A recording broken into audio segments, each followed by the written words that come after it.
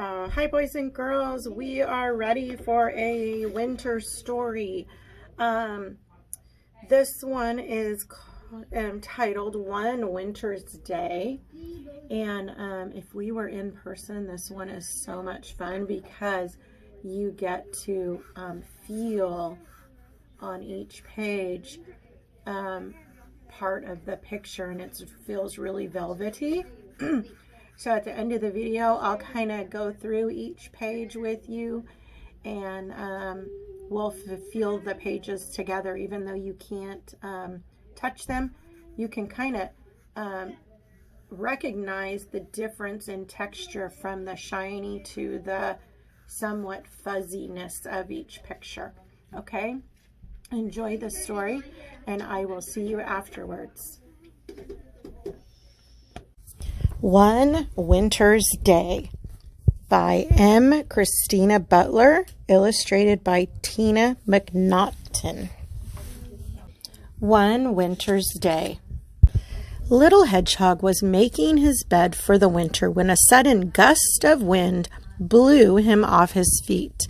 It took hold of his cozy nest and tossed it high into the air.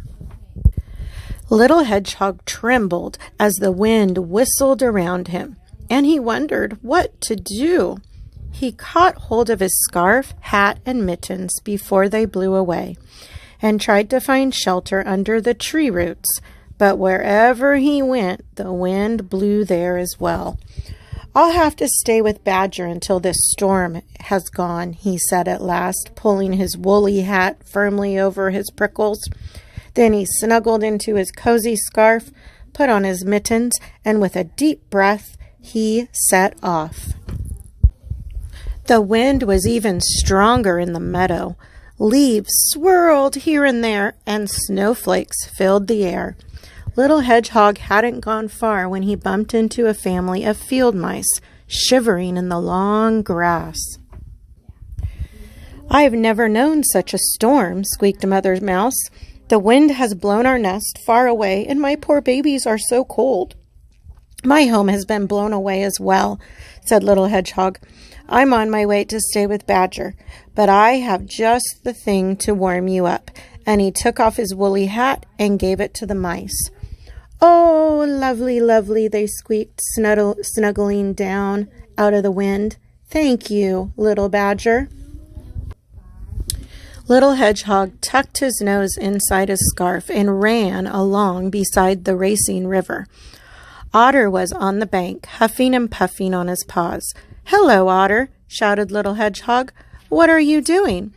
"Oh, hello, Hedgehog," replied Otter. "My fur coat keeps me warm, but my paws are freezing." "Here, have these," said Little Hedgehog, giving Otter his mittens. "They should do the trick." "Thank you, Little Hedgehog," said Otter. "These are great, but shouldn't you be at home in this cold weather?" "I have no home any more," Little Hedgehog replied sadly. "The wind has blown it away."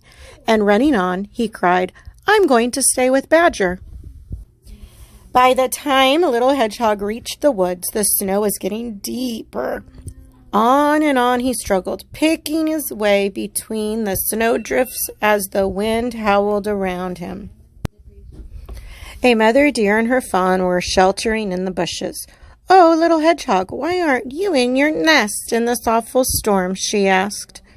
So Little Hedgehog told Mother Deer about his nest blowing away, but as she spoke, he saw that the little fawn was shaking with cold. "Here, take this," he said, giving the fawn his scarf. "How kind of you," said Mother Deer. "Thank you, Little Hedgehog." Little Hedgehog pattered on faster and faster, but just as he finally saw Badger's house at the bottom of the hill, he skidded on the icy path. "Help!" he cried as he went bumping and bouncing through the snow. Badger was making tea when he heard a big thud outside. "Whatever was that?" he cried, dropping his toast. When he opened the door, a prickly snowball rolled in. "Gracious me," he said in surprise, "it's Little Hedgehog." Badger carried Little Hedgehog to an armchair by the fire and gave him a cup of tea. Little Hedgehog told Badger about his journey through the snowstorm, and then, cozy and warm, he fell fast asleep. Little Hedgehog stayed with Badger until the storm had gone. As they walked to where his house had been, Little Hedgehog was very worried. How can I build a strong new nest if all the leaves and twigs have blown away and there's nothing left? He said anxiously. I'll help you, said Badger kindly. We're nearly there. Surprise! Came the cry when they turned the corner. Little Hedgehog gasped with delight. The animals he'd met in the storm had made him the coziest nest he'd ever seen. For the kindest hedgehog in the world, they all cried. Well, boys and girls, that is definitely a story of kindness. And we should all practice being kind to one another every day. I promised you that we would look at the pictures of the fuzzy stuff. So that's one picture of the fuzzy stuff, and it is super fun. I know that you can probably tell in the illustrations when it was being read to you. And then the fuzzy stuff on this page was his hat, scarf, and mittens. It feels super soft. And again on this page, that was the fuzzy illustration that you could touch. Here we have two. We have this one and we have this one where the mice are in his little hat or beanie. And then when he meets Otter, there is the picture that is fuzzy.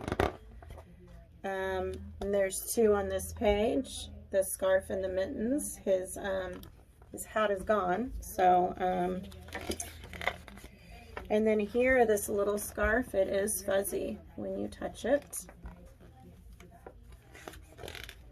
And then on each of these pages, the scarf, which he gives to the fawn, is fuzzy. And then on the rest of the illustrations, there is no fuzziness until we get to the end. And if you take another look at his little house, you can kind of tell what's fuzzy and what isn't. And there you have it. All right, boys and girls, practice being kind. It makes you feel good, and it makes other people feel good when you're kind. All right, I will see you next time.